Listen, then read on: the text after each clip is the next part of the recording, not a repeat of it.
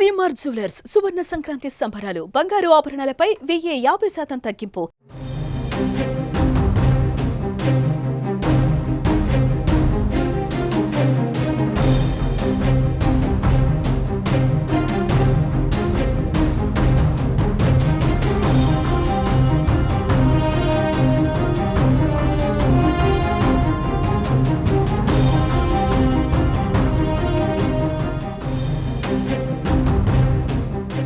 Andhra Pradesh CM Chandrababu Davos పర్యటన ఖరారైంది. ఈ నెల 20 నుంచి 24వ తేదీ వరకు దావోస్లో పర్యటించనున్నారు. స్విట్జర్లాండ్లోని దావోస్లో జరిగే ప్రపంచ ఆర్థిక సదస్సులో చంద్రబాబు నేతృత్వంలోని 9 మంది బృందం పాల్గొననుంది. ముఖ్యమంత్రి చంద్రబాబు, మంత్రి నారా లోకేష్ అక్కడ ప్రపంచ ప్రఖ్యాత కంపెనీల సీఈఓలతో సమావేశమవుతారు.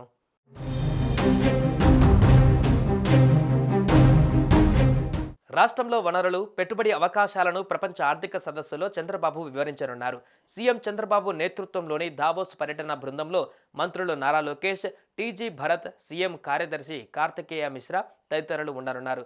ఆంధ్రప్రదేశ్ ముఖ్యమంత్రి చంద్రబాబు ఆధ్వర్యంలో దావోస్లో జనవరి 20 నుంచి 4 రోజుల పాటు జరగనున్న వరల్డ్ ఎకనామిక్ ఫోరం 2025 సదస్సుకు వీరంతా హాజరవుతారు. ఈ మేరకు ఏపీ నుంచి వరల్డ్ ఎకనామిక్ ఫోరం సదస్సుకు ప్రతినిధుల బృందం హాజరయ్యేందుకు అవసరమైన ప్రతిపాదనలకు రాష్ట్ర ప్రభుత్వం ఆమోదం తెలిపింది. దావోస్లో ఆంధ్రప్రదేశ్ ప్రభుత్వం తరపున పెవిలియన్ ఏర్పాటుతో పాటుగా వసతి, ప్రయాణం ఖర్చుల కోసం ప్రభుత్వం 15.98 కోట్లు పరిశ్రమల శాఖ నుంచి ఖర్చు చేయడానికి ప్రభుత్వం అనుమతించింది.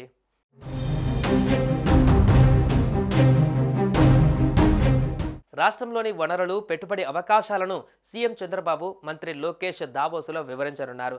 రాష్ట్రంలో సాంకేతిక పాలన, పునరుత్పాదక విద్యుత్ ఉత్పత్తి, స్మార్ట్ సిటీస్, మౌలిక సదుపాయాల కల్పన, ప్రాజెక్టుల్లో ఏపీలో ఉన్న అవకాశాలను దావోస్లో పర్యటనలో సీఎం చంద్రబాబు వివరించనున్నారు.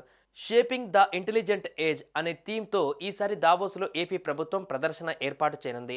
దావోస్లోని వరల్డ్ ఎకనామిక్ సదస్సులో జాతీయ స్థాయిలో ఏర్పాటు చేసే స్టాల్తో పాటు ఏపీకి ఓ ప్రత్యేకంగా స్టాల్ రిజర్వ్ చేసింది కేంద్ర ప్రభుత్వం. మరోవైపు తెలంగాణ ముఖ్యమంత్రి రేవంత్ రెడ్డి కూడా దావోస్కు వెళ్తున్న సంగతి తెలిసిందే.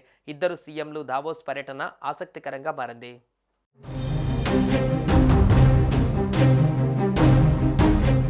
డబ్ల్యూఈఎఫ్ సదస్సుకు హాజరయ్యే దేశాల ప్రభుత్వాలకు ఇప్పటికే కూటమి సర్కార్ లేఖలు రాసింది. రాష్ట్రం ఏర్పాటు చేసే పెవిలియన్ను సందర్శించాలని ఆ లేఖల్లో కోరింది. ప్రముఖ సంస్థల సీఈఓలు, ప్రతినిధులతో ప్రత్యేక సమావేశాలు నిర్వహించాలని ప్రభుత్వం భావిస్తోంది. మరోవైపు సీఎం చంద్రబాబుతో సమావేశమయ్యే అవకాశం కల్పించాలని కోరుతూ పలు దేశాల నుంచి లేఖలు వచ్చాయి. వాటిని అధికారులు పరిశీలిస్తున్నారు. ఏ దేశాల ప్రతినిధులతో సమావేశాలు పెట్టాలనే దానిపైన కసరత్తు చేస్తున్నారు.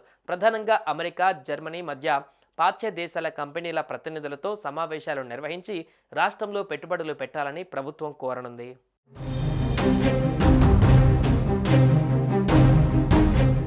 సుమన్ టీవీలో మీ పర్సనల్ అండ్ బిజినెస్ ప్రమోషన్స్ కోసం కింది నెంబర్కి కాంటాక్ట్ చేయండి.